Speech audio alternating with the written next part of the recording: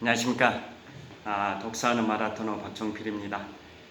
현재 시각은 2023년 10월 27일 오전 9시 3분입니다.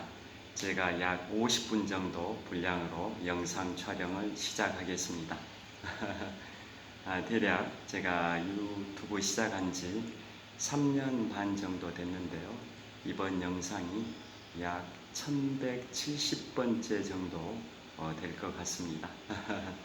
3년 6개월 동안 평균적으로 매일 한 건 정도 영상 촬영을 한 셈입니다.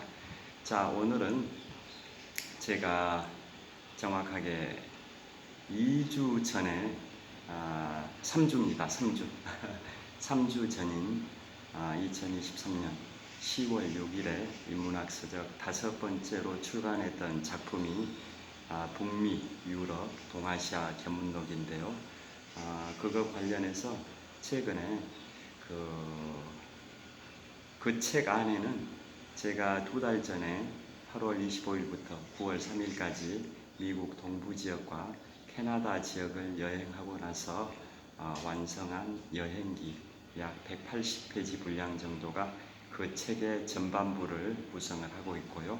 후반부는 제가 4년 8개월 전인 2019년 2월에 미국 샌프란시스코 여행, 또 그보다 한 해 앞선 2018년 9월에 미국 로스앤젤레스 여행, 또 그보다 1년 앞선 2017년 7월 초에 일본 오사카 교토 여행, 또 그해 연말에 2017년 12월 크리스마스 이브 직전에 대만의 타이베이 활행 여행, 이런 내용들은 각각 여행을 다녀오고 나서 여행기를 이미 완성을 해 두었었습니다.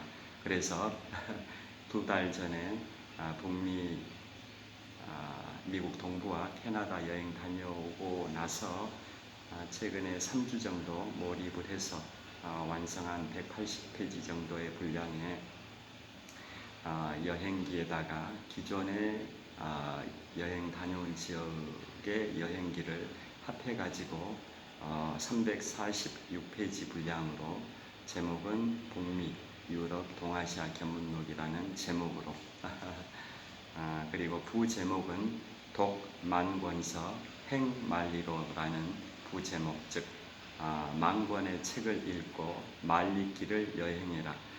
명나라 말기, 청나라 초기에 유학자 고연무의 말입니다. 독만권서 행만리로, 이걸 부제목으로 달아서 지난 3주 전 10월 6일에 인문학서적 5번째 작품으로 출간을 했습니다. 그 관련해서 책은 제가 오늘 금융연수원 4일 연속 강의 마지막 날인데요. 자, 10시부터 강의가 시작이 되니까 앞으로 50분 분량으로 촬영을 하겠습니다. 최근에 제가 며칠에 걸쳐서 특히 어제 최근에 2달 전에 다녀온 미국 동부지역 캐나다 관련해서는 유튜브 영상으로 다 소개를 해드렸는데요. 이번에는 오늘은 지금부터 13년 전 유럽 3개국 이탈리아, 스위스, 프랑스, 유럽 3개국을 내 식구가 가족 여행을 했었던 그 과정을 말씀드리도록 하겠습니다. 먼저 큰 그림으로 말씀드리면 영원히 잊지 못할 소중한, 정말 아름다웠던 그 가족 여행이었습니다. 그 코스를 대략적으로 먼저 말씀드리고 구체적으로 말씀드리도록 하겠습니다. 먼저 첫 번째, 이탈리아는 로마, 피렌체, 베네치아, 베로나, 밀라노 순으로 여행을 했고요. 로마에서 2박을 하고 베네치아에서 1박, 밀라노에서 1박, 이렇게 총 이탈리아에서 4박을 했습니다.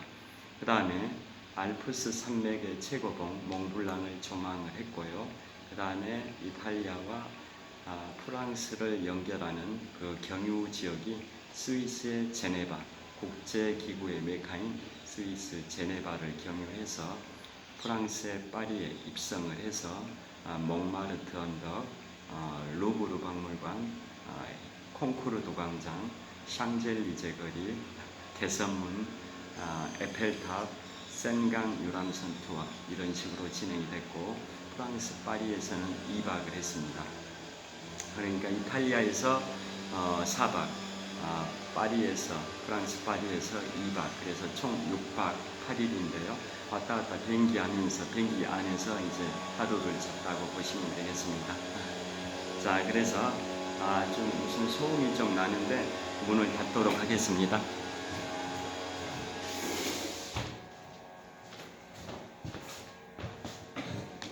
자, 문을 닫았습니다. 자, 이제 설악산과 오대산의 단풍의 향연이 펼쳐지고 있는데요. 제가 오늘 오후에는 오전 강의 3시간 끝나고 오후 1시에 강의가 종료되면 식사를 하고 이곳 종로구 삼청동 한국금융연수원 바로 옆에 삼청공원이 있습니다.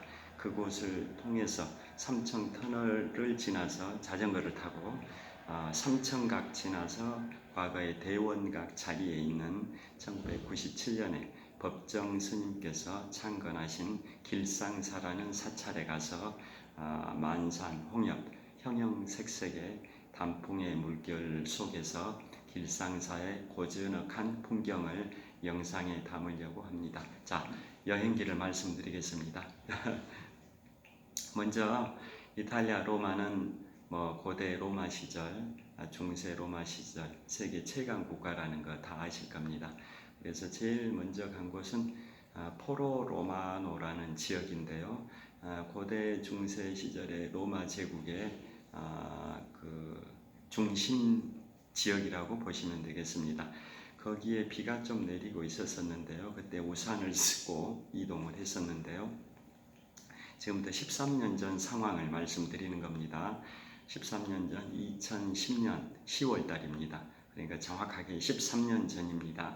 그때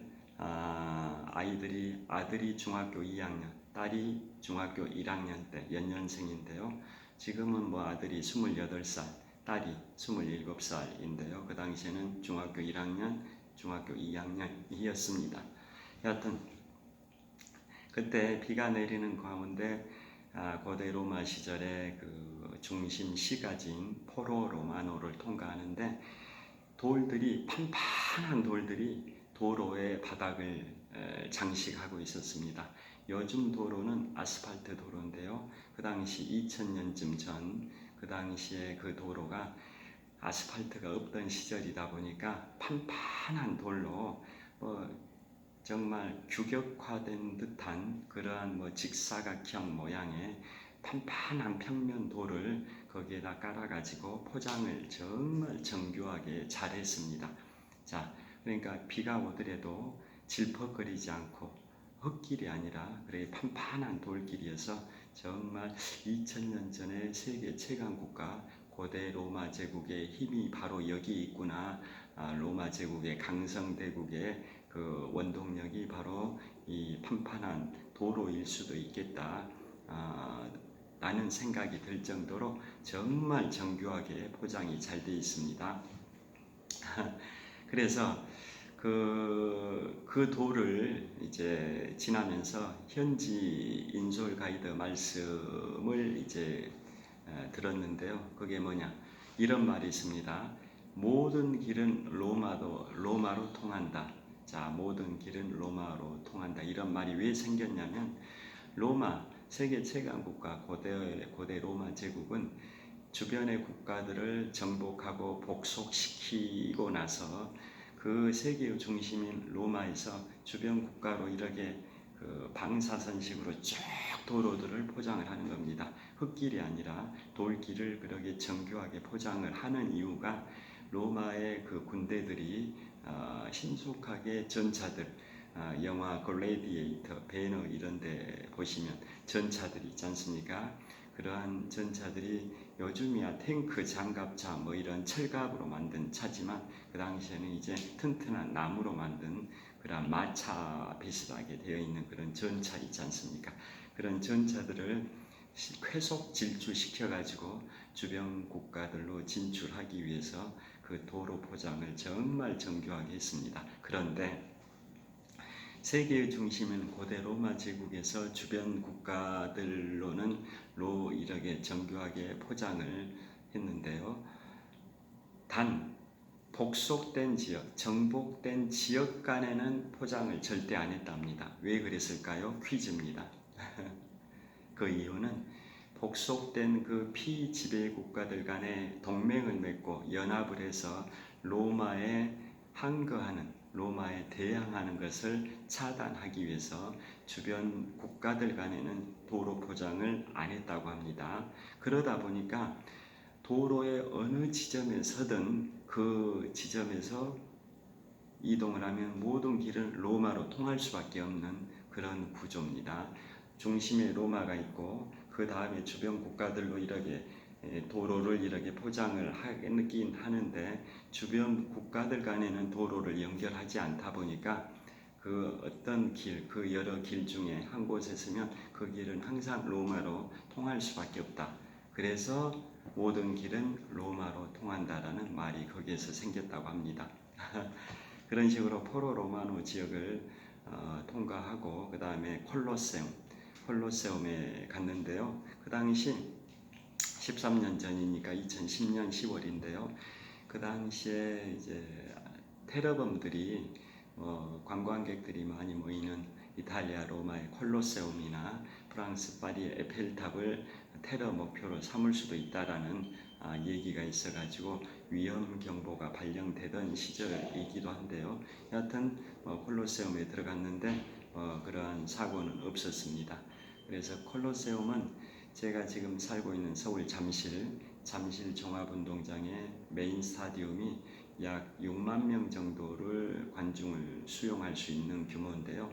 그 콜로세움이 고대 로마 제국 시절에 건설이 됐고 그 규모도 약 5만 명 정도의 관중을 수용할 수 있는 대규모 시설입니다. 지금부터 2000년쯤 전에 그러한 대규모 관중을 동원할 수 있는 원형 경기장 콜로세움이 지어졌다라는 게 정말 불가사의한 건축사의 위대한 업적이 아닌가라는 생각이 들기도 합니다.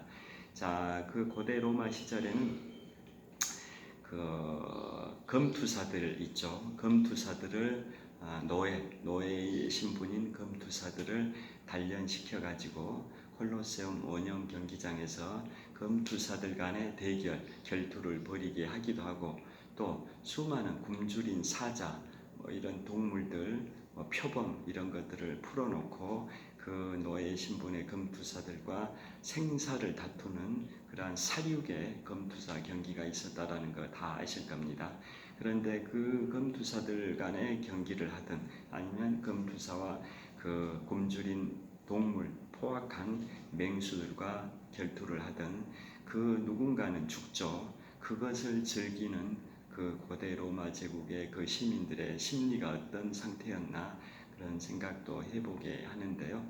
참 그걸 보고 죽음을 사륙의 현장에 즐거워하는 그 관중들의 그런 함성, 영화 스파르타쿠스 이런 영화에도 잘 묘사되고 영화 배너, 글래디에이터 이런 데도 묘사가 잘 되어 있는데요. 여하튼 자, 그런 인간의 심리라는 게 참 그런 것 같습니다. 지금부터 40여 년 전 1980년에 국민들을 우민화 정책의 일환이라고 볼 수도 있는데요. 국민들이 독재 정부에 항거하는 것을 막기 위해서 또 다른 데 관심을 돌리기 위해서 3S 정책이라고 아시죠? 자, 전두환 철권 통치 시절에 3S 정책, 스포츠, 그 다음에 섹스, 그 다음에 스크린, 이 3대 3S 정책이죠. 스포츠는 프로야구가 1982년에 출범해서 41년의 역사를 갖고 있지 않습니까? 스포츠. 그 다음에 영화 산업, 스크린, 그 다음에 섹스, 이런 세 가지의 국민들이 관심을 갖게 함으로 인해서 독재 정권의 민주화 운동의 불길을 좀 잠재우려는 그 당시에 군부 독재의 그러한 시도가 있었다라는 것 잘 아실 겁니다. 2000년쯤 전 고대 로마 시절에도 그렇게 원형 경기장에서 사육의 생사를 다투는 검투사 대결을 하게 했던 게 그 당시에 로마 시민들의 관심을 쪽으로 돌림으로써 독재 정권, 황제 정치 그것에 항거하는 것을 막기 위한 방법 중 하나가 아니었나라는 생각을 해보면 좀 씁쓸한 생각이 들기도 합니다. 여하튼 콜로세움을 그렇게 투어를 했고요. 그 다음으로 갔던 게 이제 진실의 입입니다. 진실의 입 들어보셨죠? 어떤 문에 어떤 무슨 동물 입이 머리가 있는데 그 동물이 입을 딱 벌리고 있는 형상 조형물이죠. 그 안에 손을 넣게 되면 거짓말을 하면 손목이 절단되는 그러한 전설이 있는 곳이 바로 진실의 입인데요. 그건 그 당시에 조세 징수를 확실하게 하기 위해서 세금을 제대로 징수하기 위해서 세원을 발굴하는 게 중요하죠. 세금의 원천을 발굴을 하는데 조세 공무원들이 로마 시민을 대상으로 여러 가지 조사를 하겠죠. 그래서 물어봤는데 세원을 숨기기 위해서 거짓말을 하면 손목을 절단을 해버리는 그런 시범 케이스, 본보기 케이스로 실제 절단을 했다라는 설도 있습니다. 그래서 거짓말을 하면은 절단이 되니까 제대로 세금의 원천을 자백해라 이런 식으로 하기 위해서 본보기 정치, 그 공포 정치를 하는 차원에서 그렇게 진실의 입이라는 게 유래됐다라는 설이 있습니다. 그 다음에 갔던 곳이 대전차 경기장을 갔습니다. 콜로세움은 수용할 수 있는 관중 규모가 5, 6만 명인데요. 대전차 경기장은 약 20만 명 정도의 관중을 수용할 수 있는 우리나라로 치면 과천 경마공원 비슷한 규모였던 것 같아요. 경기도 과천에 경마장이 있고 경마공원이 있지 않습니까? 트랙이 한 바퀴가 약 한 1km 정도 트랙이었던 것 같은데요.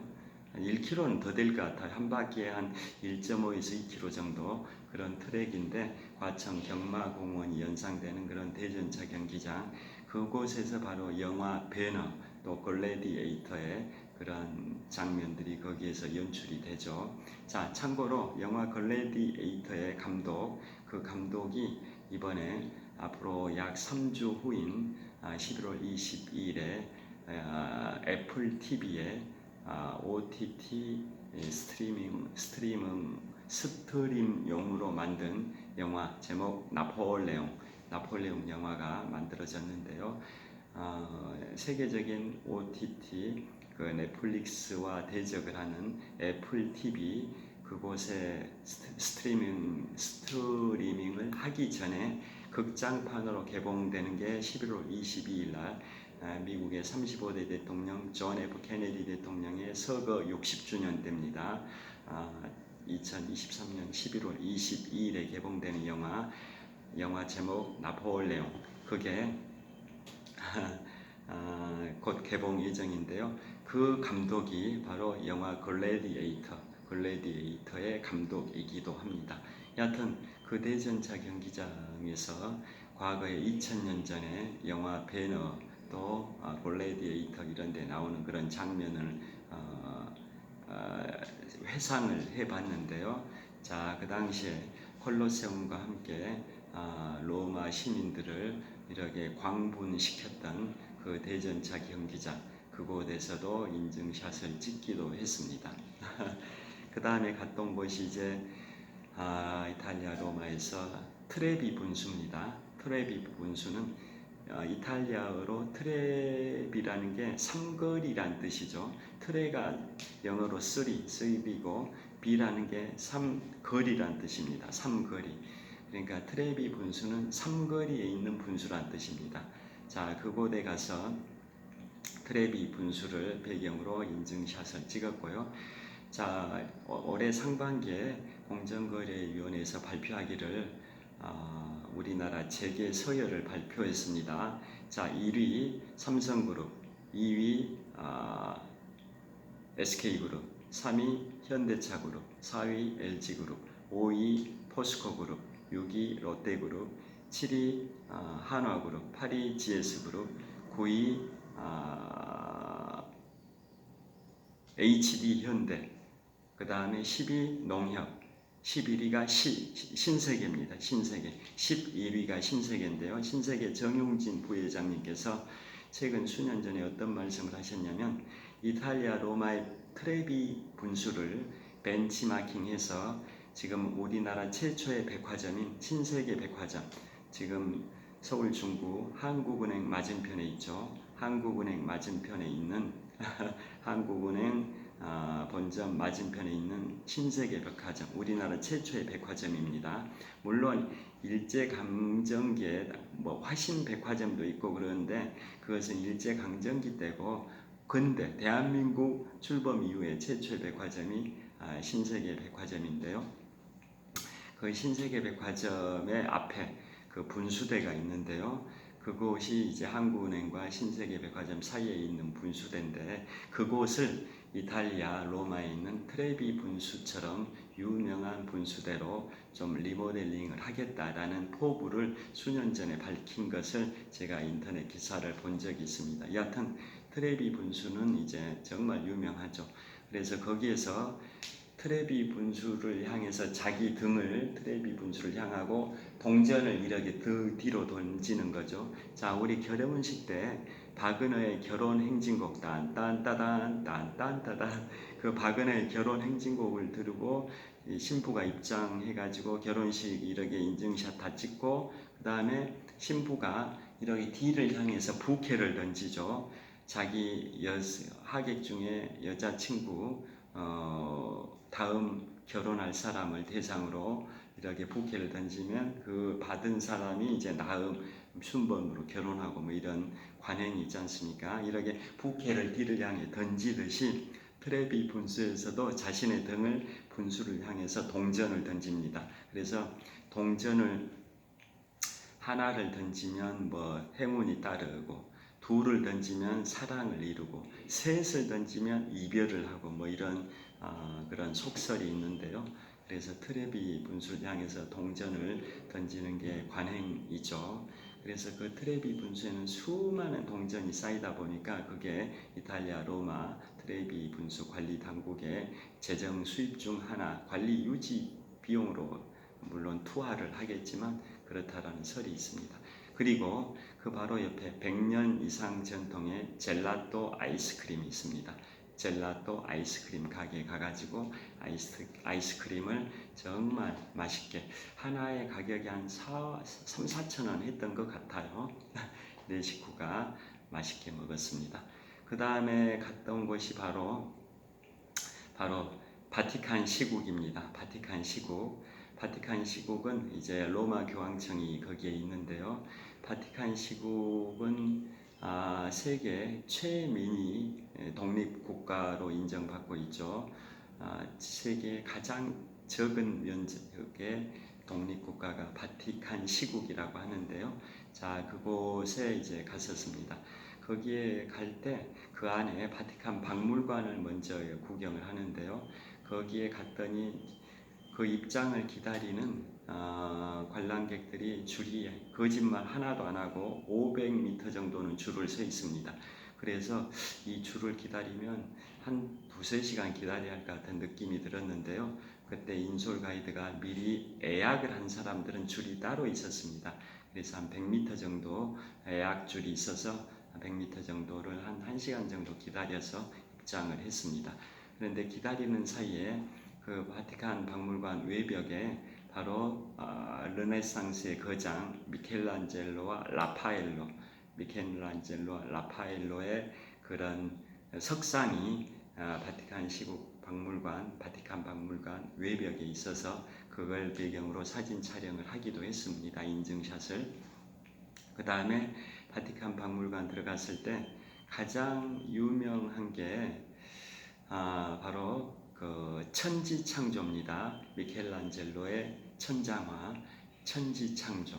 그 다음에 또 바로 옆에 있는 미켈란젤로의 최후의 심판, 이 두 작품이 굉장히 유명한데요. 자, 그것은 바티칸 시국 박물관 안에서도 시스티나 성당입니다. 시스티나 성당, 그게 바로 로마 교황을 선출하는 성당이죠. 자, 세계 각국의 추기경들이 모여서 그 시스티나 성당 안에서 추기경들이 모여서 로마 교황을 선출하는 성당이 시스티나 성당인데, 그 성당의 천정에 있는 미켈란젤로의 천장화 천지창조, 미켈란젤로가 4, 5년을 걸쳐서 만들었던 작품이 그 유명한 천지창조라는 거 다 아실 겁니다. 자, 그리고 미켈란젤로가 그 작품을 완성하고 천장을 향해서 이렇게 그리니까 얼마나 힘들었겠습니까? 그걸 4년에 걸쳐서 천지창조라는 작품, 천장화를 완성하고 자신의 연고진 피렌체로 돌아가 있는데, 또 수년 후에 다시 교황이 불러서 이번에는 최후의 심판 그림을 그려달라는 요청을 받고, 이제 이번에는 성당의 제대의 뒷면에, 제대라는 것은 성당에서 신부님께서 미사를 집전하는 그 연단이죠. 그 뒷면, 그 연단을 제대라고 하는데요. 제대 뒷면의 그림이 바로 벽화가 미켈란젤로의 최후의 심판이라는 거 아실 겁니다. 그런데 최후의 심판에는 수많은 인간 군상들이 모델로 그려져 있는데요. 그 중에도 체세나 추기경이 있죠. 체세나 추기경이 미켈란젤로의 작품에 대해서 굉장히 혹평을 하고 비난을 하고 이래서 그 체세나 추기경은 로마 교황의 의전 비서관 역할을 했던 분이기도 하는데요. 체세나 추기경이 미켈란젤로를 안 좋게 평가하기에 미켈란젤로가 그 제대 뒷면에 그린 최후의 심판에서 체세나 추기경을 뱀에 휘감긴 그러한 그 지옥에 떨어지는 그런 모습으로 묘사해서 그려놓았다, 이러한 일화도 있습니다. 그래서 그 최후의 심판이라는 것은 우리가 기독교에서 죄를 짓지 않으면 천당에 가고, 죄를 지으면 지옥에 가고, 그 중립지대가 연옥이고 다 아시지 않습니까? 천당, 그 다음에 지옥, 그 중립지대가 연옥, 이런 그림이 바로 미켈란젤로의 최후의 심판인데요. 자, 그 중에 지옥에 떨어지는 체세나 추기경의 그 묘사는 결국 미켈란젤로가 체세나 추기경에 대한 복수다라는 얘기가 전해 내려오고 있습니다. 여하튼 그런 식으로 로마에서 바티칸 시국 박물관을 투어를 했고요. 그 다음에 나왔더니 바로 세계 최대 규모의 대성당, 바로 성 베드로 대성당을 이제 보게 됩니다. 자, 성 베드로 대성당은 예수님의 12사도 중에 가장 유명한 사도인 세인트 피터, 우리가 흔히 성 베드로라고 칭하는데요. 12사도 중에 핵심 멤버 성 베드로, 세인트 피터의 무덤 유해 위에 세운 성당이 바로 성 베드로 대성당, 즉 성 베드로, 세인트 피터가 초대 교황을 지내기도 했죠. 초대 교황, 그분의 무덤 위에 세워진 게 성 베드로 대성당이고, 돔 건축 양식의 진수를 보이는 세계 최대 규모의 대성당 성 베드로 대성당에 들어갔는데요. 제가 시중은행 한국외환은행 본점에 수년 동안 근무를 할 때 바로 옆에 있는 을지로 있고 명동성당을 가끔 점심 식사 후에 산책을 갔었는데요. 명동성당도 정말 규모가 큽니다. 우리나라에서는 굉장히 큰 성당이죠. 그래서 명동성당 들어갔을 때도 크다, 넓다라는 인상을 받았는데요. 세계 최대 규모의 대성당인 성 베드로 대성당에 들어갔더니 거짓말 하나도 하지 않고, 과장하지 않고 명동성당 규모의 10배 정도는 되게 느껴졌습니다.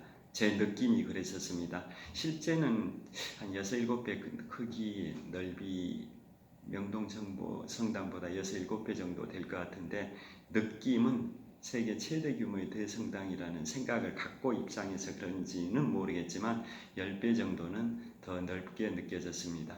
그래서 쭉 들어가는데 그때 마감 시간이 가까워졌습니다. 관람 시간, 마감 시간. 그래서 로마 초대 교황 성 베드로의 그 동상이 저 안쪽에 세워져 있는데, 그곳에 그 그곳을 좀 보려고 했는데 동상인지 아니면 성 베드로 초대 로마 교황 베드로 세인트 피터의 무덤인지는 모르겠는데 둘 중에 하나입니다. 그걸 보려고 그쪽으로 이동하려고 했는데 마감 시간 임박했기 때문에 그쪽 이동을 금지시켜 가지고 그걸 보지 못해서 너무 아쉬움으로 남습니다.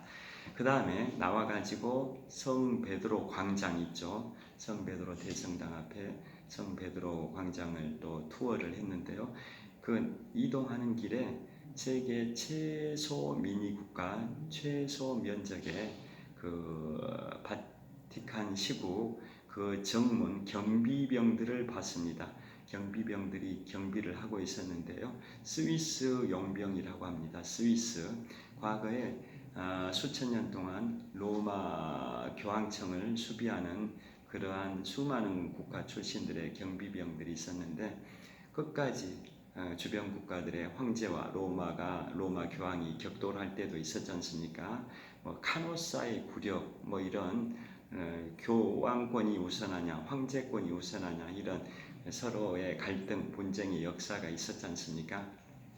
그래서 그러한 과정에서 로마 교황을 경호하기 위해서 끝까지 목숨을 바쳤던 출신 국가가 바로 스위스 출신의 용병들이었답니다. 그래서 그 스위스 용병들의 헌신, 용맹스러운 그러한 사명감을 기리고 또 그것을 이제 계속 전통을 유지하기 위해서 로마 교황청의 경비병들은 스위스 출신들이 하고 있다고 합니다. 여하튼 그걸 보면서 지나갔고요. 그래서 성 베드로 광장에서 이제 또 앞쪽을 내려다봤는데요. 그 풍경이 어떤 모습이냐면 우리 천국의 열쇠라고 하죠. 천국의 열쇠. 천국의 열쇠 비슷한 모양으로 구조가 이루어졌습니다. 성 베드로 광장에서 성 베드로 성당에서 성 베드로 광장을 바라다 보면 천국의 열쇠 그런 모양을 형상화해 가지고 광장을 조성했다라고 합니다. 그래서 그런 열쇠 모양으로 비춰졌고요. 그 다음에 그 성 베드로 대광장의 어떤 지점에 딱 서게 되면 주변에 그 기둥들이 있습니다. 기둥들이 쭉 이렇게 타원형이 아니라 거의 원형에 가까운 것 같습니다. 원형으로 기둥들이 쭉 도열해 있는데 그게 네 줄씩 쭉 기둥들이 도열해 있습니다. 그러면 그 한 지점, 중심부 한 지점에서 보면 그 사방을 쫙 이렇게 둘러보면 그 기둥들이 네 줄씩 세워져 있으면 여기 제일 앞에 한 사람, 기둥 하나, 둘, 셋, 넷 이런 식으로 있으면 그 기둥들이 이렇게 네 개가 다 보일 수도 있지 않습니까? 그런데 그 한 지점에서 보면 기둥들이 네 개씩 이렇게 쭉 도열하고 있는데도 제일 앞에 있는 기둥만 보입니다. 두 번째, 세 번째, 네 번째 기둥은 안 보이고 제일 앞에 있는 그 기둥만 보이는 그런 식으로 설계가 되어 있습니다.